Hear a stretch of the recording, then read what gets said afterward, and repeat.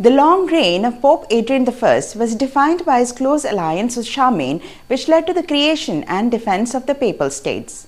Welcome to the Pontiff, an exclusive CNewsLive series exploring the lives and legacies of the 267 popes of the Catholic Church.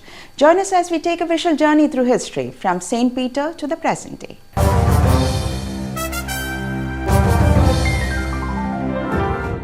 Adrian's papacy, one of the longest in history at 24 years, began in AD 772. Born into a noble family in Rome, he was elevated to the papacy at a time when the church's territorial control was under constant threat from the Lombards. But Adrian's fortunes changed dramatically with the rise of a new ally, the powerful Frankish king Charlemagne. In AD 774, Charlemagne conquered the Lombards and, in a monumental act of political and religious alliance, annexed their captured territories to the Holy See. This event solidified the Papal States, earning Pope Adrian I the title of the second founder of the Papal States.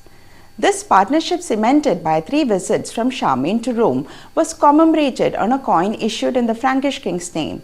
It not only secured the Church's temporal power but also gradually strained its relations with the Byzantine Empire.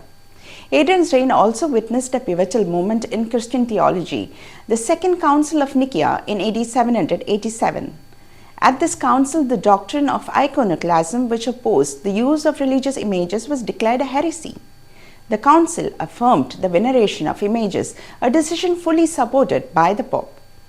However, a mistranslation of the council's act led Charlemagne to believe that the council had approved the worship of images, a misunderstanding that strained their alliance.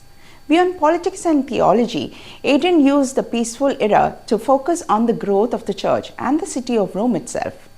He oversaw the renovation of numerous churches and in AD 791 rebuilt the flood walls along the Tiber River.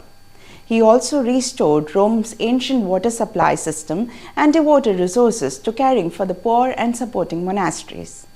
When Pope Adrian I died on Christmas Day, AD 795, Charlemagne mourned him as a brother. Adrian's legacy is one of a pontiff who, through a powerful alliance, secured the Church's temporal power while also fostering its spiritual and social growth. He was laid to rest in St. Peter's Basilica, a fitting final resting place for a true founder of the Papal States. Please subscribe to our channel and like our videos. Join us next time to learn about the next pontiff. Until then, this is Soni Manoj signing off for CNewsLive.